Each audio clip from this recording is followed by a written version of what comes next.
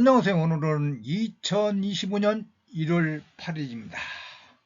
오늘의 강의 주제는 어리석은 자, 중생들을 위하여라고 준비를 하였습니다. 이것은 작년 12월 26일 날 준비를 하였으나 시국이 어수선하여 감히 올릴 수가 없어 이제 다시 올리고자 준비하였습니다. 관련한 이 강의 주제는 가족 행보의 길 어디쯤에 가고 있을까? 행보의 길 1을 지나서 행보의 길 2, 두 번째 학습과정 중에서 여러분들한테 소개하는 것은 여기 어리석은 자 중생들을 위하여 136페이지에 있는 내용을 강의하고 있는 상태입니다.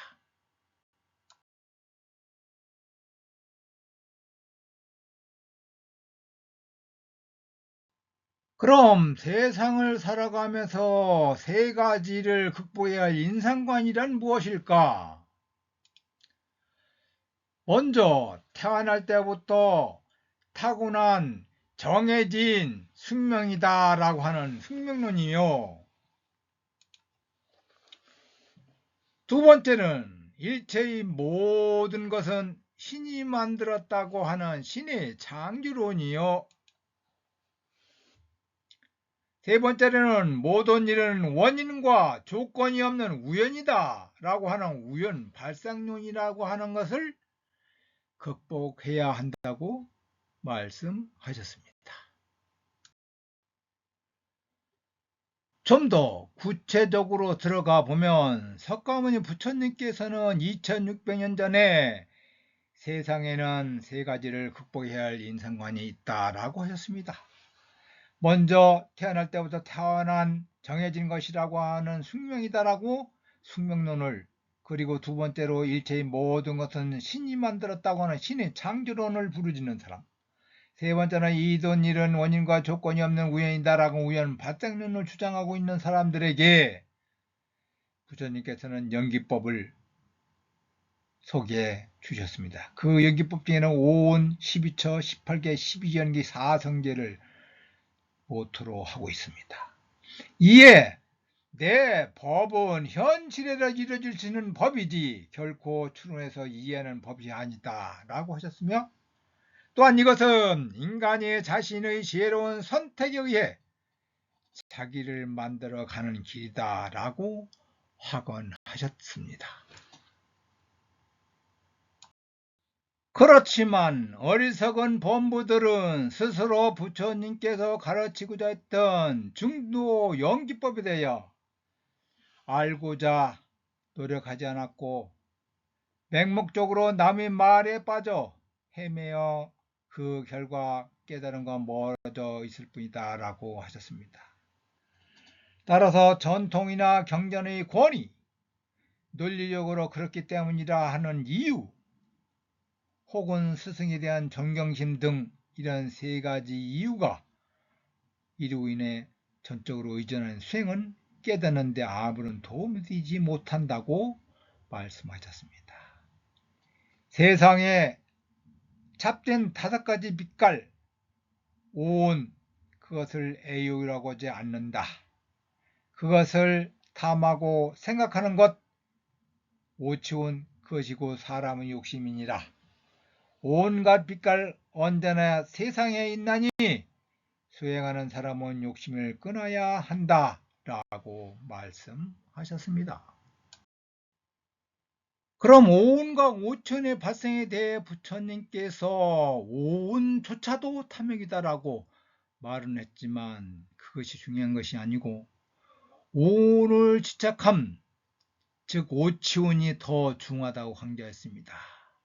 그 오치온을 소멸시키는 것이 부처님의 가르침임을 참고하셔서 어리석은 범부들은 이러한 가르침을 외면한 채 수많은 전생과 내생을 논하고 전생에 지은 업 또는 근기리를 논하고 업, 윤회, 신 등의 논리에 빠져 헤어나오지 못하고 있다.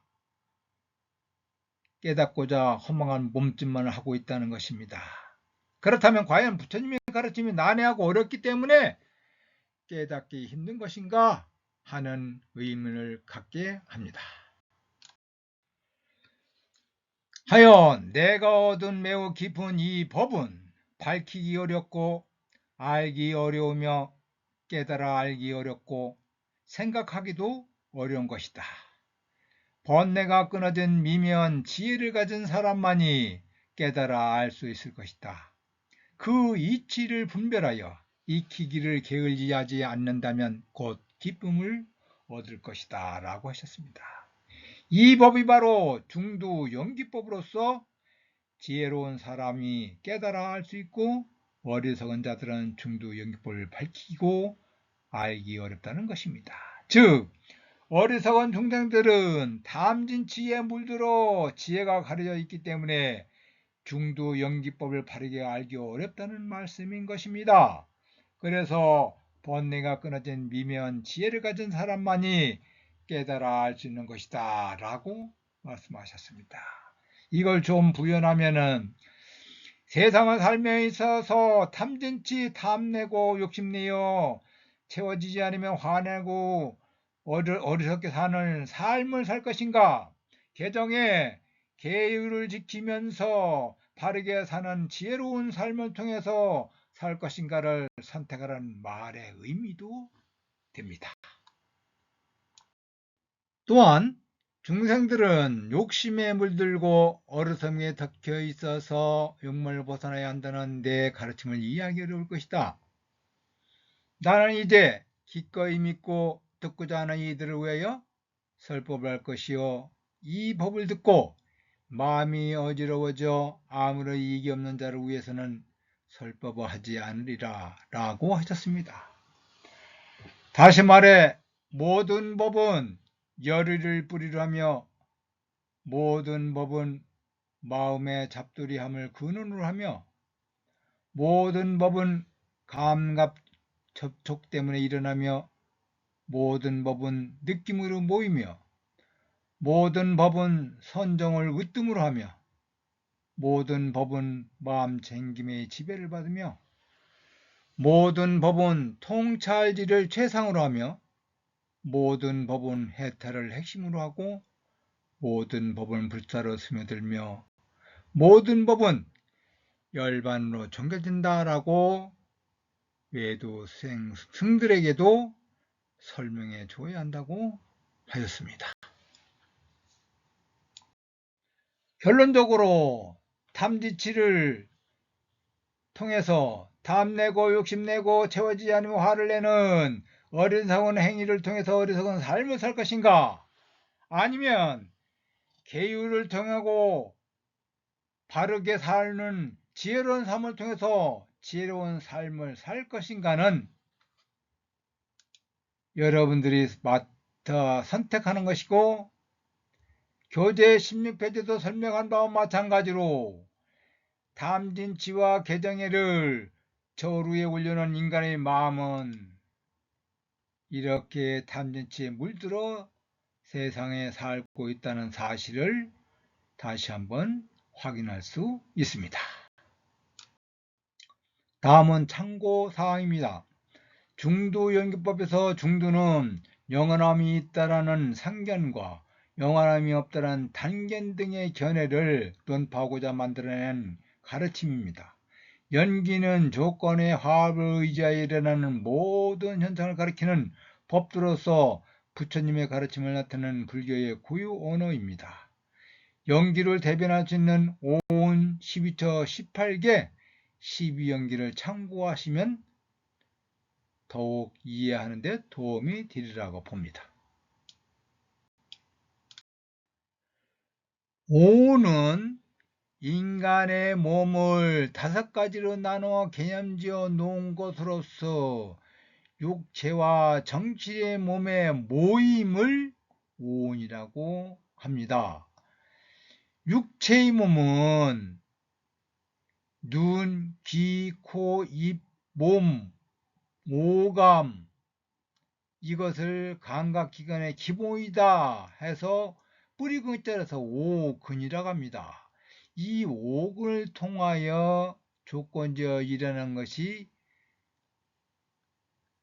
뜻으로 설명되는 의근, 즉 마음이 되어 있습니다. 이것을 포함해서 육군이라고 표현을 해 놓았습니다.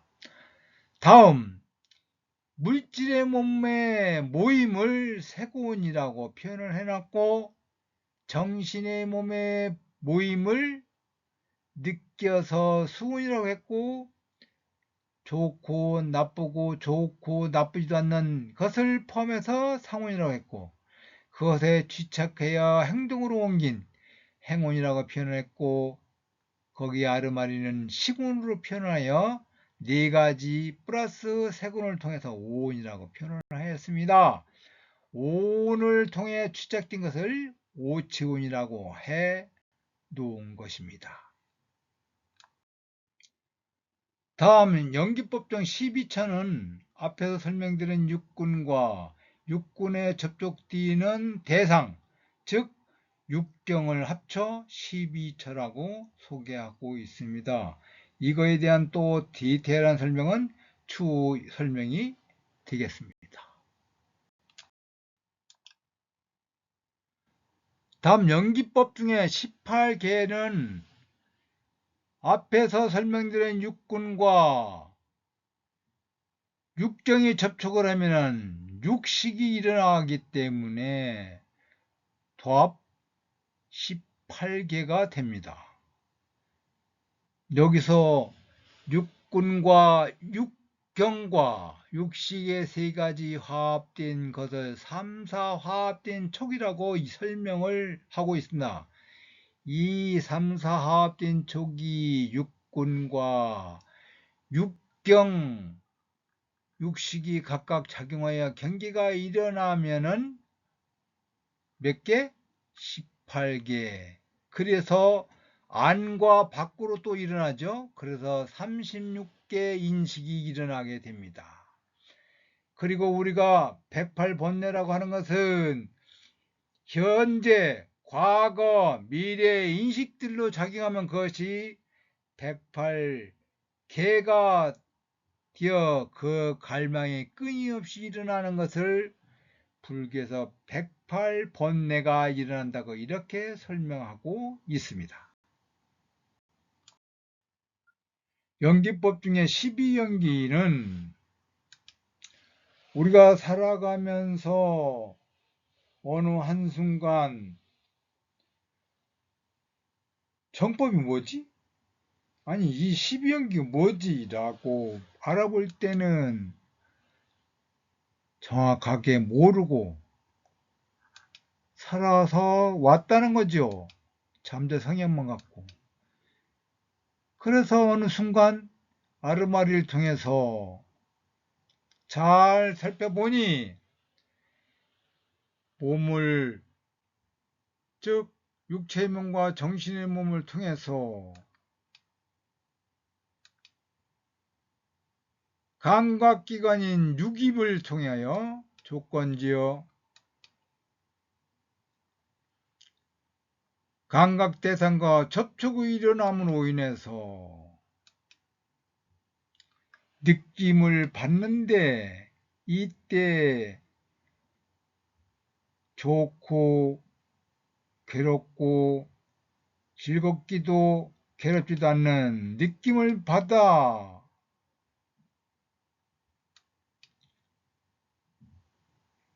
욕망이 극에 달한 애욕으로 변하여 애욕에 변한 욕망을 취착함으로 인해서 보니 그것은 나더라 존재를 확인하면서 이 존재는 태어남을 조건으로 하여 늙고 희석되어 버리는 사망으로 가다가 노사가 되더라. 이것이 12연기를 말합니다.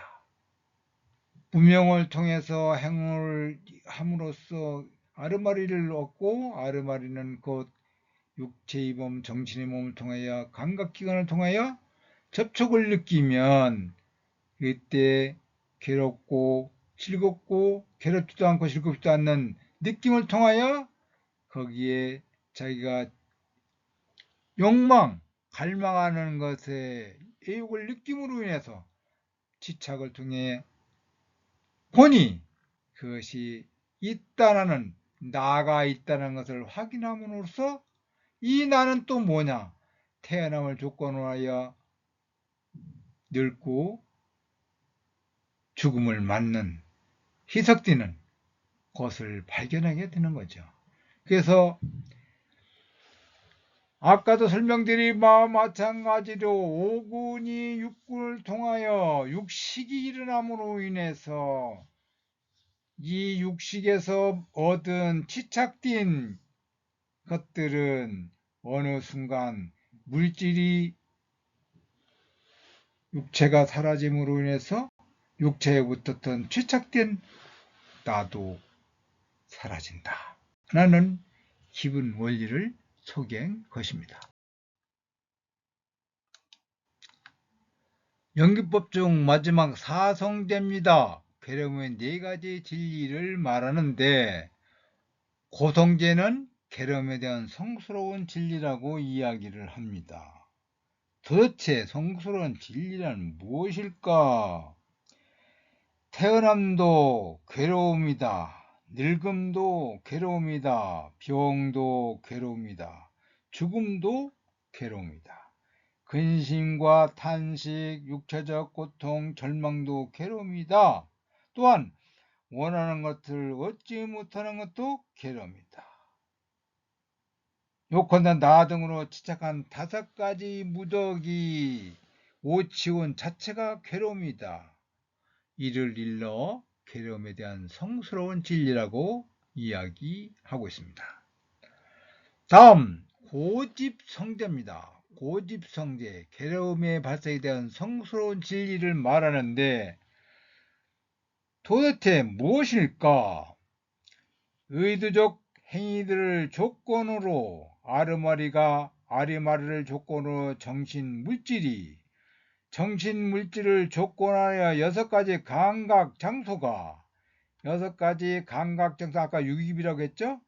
6입을 통해 조건으로 하여 감각 접촉이 감각 접촉을 조건하여 느낌을 조건으로 가래를 조건으로 태어남을 조건으로 늙음, 죽음과 근심, 탄식, 육체적 고통, 정신적 고통, 절망이 있다고 보는 것이 괴로움에 대한 성스러운 진리라고 이야기할 수 있습니다.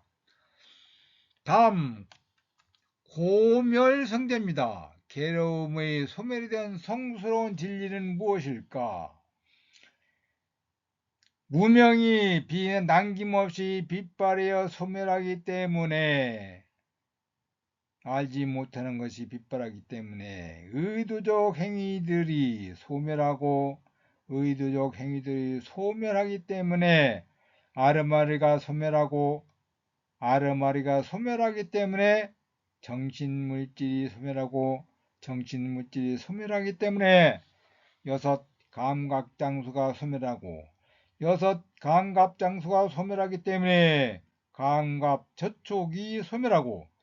감각접촉이 소멸하기 때문에 느낌이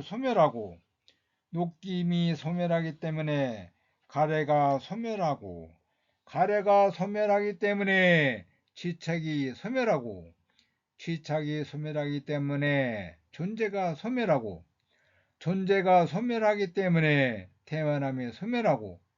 태어남이 소멸하기 때문에 늙음, 죽음과 근심, 탄식, 고통, 정신적 고통, 가형 절망이 소멸한다고 보는 것이 성스러운 진리다. 다음은 고멸도성제다. 괴로움의 도닦음에 대한 성스러운 진리인데 무엇을 말할까?